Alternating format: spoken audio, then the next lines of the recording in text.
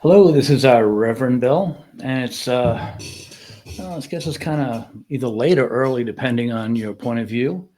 It's 2:45 a.m. and it's May 20th. So yeah, I guess I'm kind of up late or early, depending on your point of view. And I was just reading about Fantastic Four, and I thought I'd pump one of these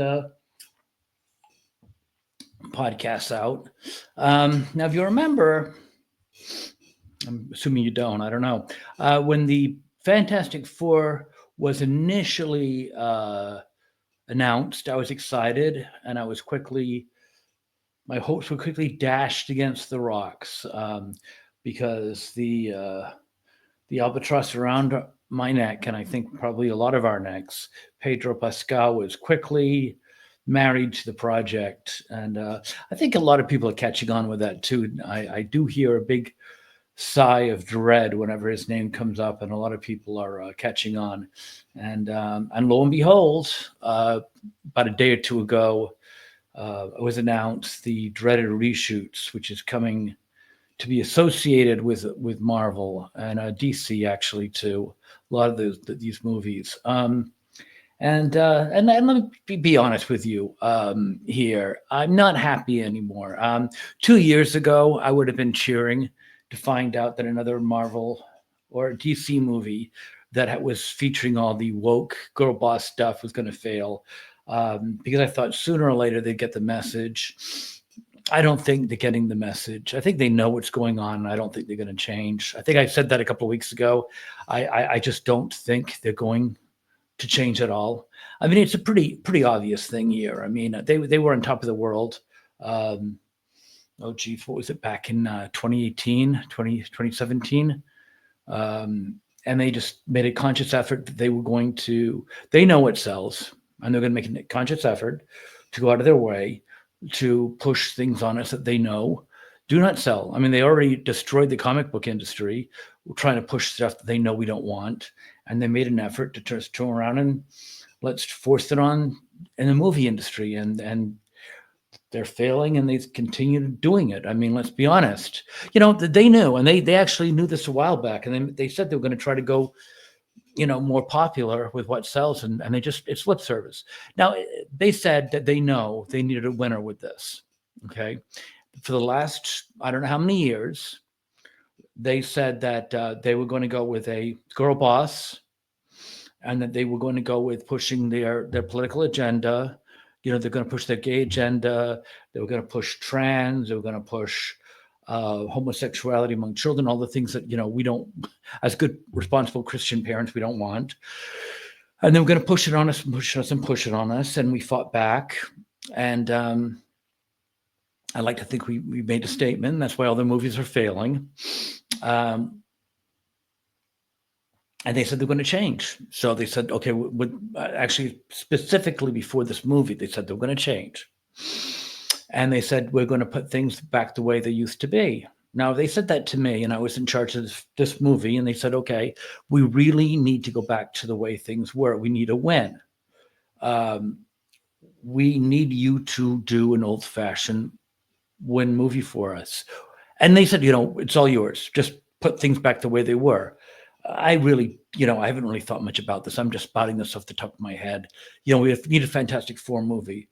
Now, let me just tell you flat out, Fantastic Four is not, it was one of my favorites when I was growing up as a kid. I mean, it was Fantastic Four because it's one of the old-time least Stan Lee comic books. I think it's very old. I used to like it because of a lot of the Ben Grimm stuff. It was kind of a soap opera. It wasn't just wham, bang, bang, bang, boom, boom, bang. There's a lot of stuff behind it. It was a soap opera. But in complete honest with you, as an adult, it's tough. It's tough because they're not a very good team. I'm very emotionally attached to the Fantastic Four. I think a lot of people are, but it's kind of like a child. I mean, you like it despite the fact this week I do not honestly find the Fantastic Four to be a very compelling team. I think the Avengers and the X-Men are far better teams. I don't understand the whole, Mr. Fantastic, he's rubber. Oh, that's scary. And the Invisible Woman, she turns invisible. And then they added an invisible force field later on, which I never really understood. How does turning invisible give you a force field. I don't know. I think I mentioned this before too. It's the same thing. And for some reason, in comic books, if you can turn into fire, you can almost all the time you can fly. I don't know. They associate that for some reason. If you can turn to fire, you can fly. They're hand in hand. I don't understand why that is. If you can turn invisible, you got a force field. I don't know. So, but the point I'm trying to get to is if they said that, it's a tough sell. It's not a very good team. I mean, sure, the Thing's strong, although by strong people in comic books, he's not that strong. I don't think he's as strong as She-Hulk. But anyway, the point is, okay, you got a strong guy, great. And then you got an invisible woman. I don't know. Okay, good. And then you got a guy that's, rubbery. Okay. And then the Human Torch, but that's kind of like an independent power. I don't really know how you bring that into a team, really, per se. So what I'm trying to say is they're not a particularly cohesive team. So you got to. So you got to do is you got to bring personalities in. And I don't know what I would do. I suppose if I was to bring a team in, I think anyone could be the Invisible Woman. I mean, if I was going to bring, I don't know. And I think, I think Kate Mara would have been fine. I don't think Kate Mara was the problem with that. Although she's probably old now, that's the problem is, if you're looking for someone around 30, 35 years old, here I am 60 now. And anyone to me that's young now is probably in the mid 40s. But I mean, I don't know. And it was there Anna Taylor-Joy she's Anya Taylor-Joy. She's pretty much anything now anyway. But then with my luck, she's probably closer to 40. But I mean, anyone, it's an easy role to fill. I wouldn't think that'd be too difficult. As far as the Thing, I think what the interesting thing with the Thing was a very handsome guy, and then he got ugly. That was the thing with him. I think it would be very interesting having a Henry Cavill being the Thing, because Henry Cavill is a very handsome guy, and I think turning him into the Thing would be very, very interesting. As far as Mr. Fantastic, I don't know. I mean, you could Mr. Fantastic. I don't know. I mean, what are we looking at? We're looking at a guy probably around 30, 35, unassuming. I mean, I think just about anybody could be Mr. Fantastic, as long as you don't want him to be overbearing. I don't think you need him necessarily to be a dweeb. He could probably be a dweeb if you want. Anyone could pull that off. I mean, I was thinking it's too bad his dad. It would have been a young Philip Seymour Hoffman, believe it or not, would be interesting. He was a very good actor.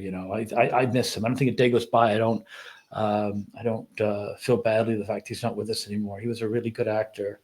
But I don't know. I mean, it could be anyone. I mean, honestly, Andrew Garfield. Throw him out there. I think he'd be fine as a Reed Richards. So the point I'm trying to get to is the point is you got to get the characters. This Pedro Pascal, they only put him in there for one reason alone. He's not a man, and he'll just do anything you tell him to do. As far as the Human Torch, Johnny Storm, from what I understand, they really put him back. He's pretty much neutered as well. I mean, the characters used to be a ladies' man, and now he's pretty much neutered as is. Well, Pedro Pascal's neutered in everything he's in. And then I guess that they're making Sue Storm the boss, which is, it's not the way things are. I mean, it's not the Fantastic Four. And then I guess this is not the Fantastic Four that we were supposed to know for our universe. They put on a different universe, so what's the point? Herbie the Robot, I'm not even sure what the point there is. And then Pedro Pascal doesn't look like Reed Richards. Certainly doesn't act like him. Doesn't certainly smart enough to be. I don't know. I just find this whole thing just kind of frustrating. If I don't know. Anyway, the point is they're now doing reshoots. The problem was, I guess they have to reshoot the last 20 minutes. Julie Garner, who I guess is playing I don't know, women can't be villains, I guess. So I guess she was supposed to be the villain, but now Galactus is the villain. But I don't know, something about the fact that she's supposed to have this doomsday gun, and she was originally supposed to use it, but women can actually be villains, so she was supposed to give it to Galactus or something. And now the whole thing's all messed up, and they have to do the reshoots. Now, let me tell you something. Reshoots are Terrible. Reshoots mean that they get the finished product and they put it in front of a test screen audience, and the test screen audience goes, yeah, no, not so much. So now they've got to bring everyone back, and they got to do reshoots, which they did not plan to do, which means they got to bring everyone back, assuming they're not already tied up. And if they are tied up, that's a whole nother nightmare. So reshoots are not good. Reshoots mean that they're probably tearing up a lot of the scripts towards the end, which means they got to rewrite it, which means they got to do. And now here's another thought process, right? What are they going to be able to do in, I don't know, 2-3 weeks of reshoots they weren't able to do in a year of shooting? So that's another thing. You're bringing back, supposedly in theory, the same writers. You're bringing back, in theory, the same people. What are they going to be able to do in 2 weeks they were not able to do a year? That's my question. The truth is, you don't have the right people involved. It all comes down to writing, okay? And you obviously don't have the people that are, you don't have the people that are right plugged in. You don't have the people in the right mindset. You don't have the people that are familiar with the characters. You're bringing in people that are unfamiliar with the characters. I got to tell you right now, if you had me brought in a situation with writers, not that I'm a writer, but I do know the characters. I've been reading comic books now on and off for over 40 years. So, if you brought me into a room with other writers and you said, okay, here we go, we're doing a Fantastic4 story. Okay, first thing, Sue Storm's the leader. I wouldn't have a problem with it. I would just say, okay, so why? But I wouldn't be, I wouldn't be saying no to it. I just want to know why we're doing it that way, because it's just unusual. And if no one could give me a reason, then I would question it. I mean, that's just something that's, it's like, okay, Batman and Robin. First thing, we're changing the lead role. Robin's now the lead. First thing you can say is, well, okay, why? You'd want to know. And people want to know what they're familiar. People don't want what is unfamiliar unless it makes sense. People want what is familiar. So so this is the situation. They have people who are probably unfamiliar with the story and the characters, who couldn't do a story that could get through a test screening, and it shot for about a year. They're trying to bring everyone back, and they're trying to fix this in a couple of weeks.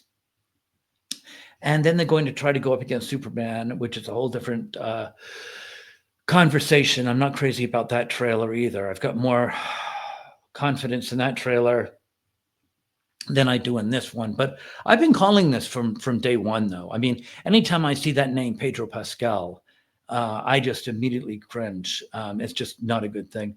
The rest of the cast is okay with me. I think we could have worked with the rest of the cast. But the writers, obviously, Pedro Pascal was just a sign of what was to come. And obviously, they brought in writers that didn't really understand. And bringing in Julie Garner as the Silver Surfer, when the male Silver Surfer would have been outstanding. Everyone would have gone nuts for him. And this woman barely exists in the Marvel Universe. No one cares about her. It's, All right. This is Reverend Bill. Have a great rest of the day. I'll talk to you later. Please, if you like this, please like, share, and subscribe. And I will talk to you later. Thanks. Bye.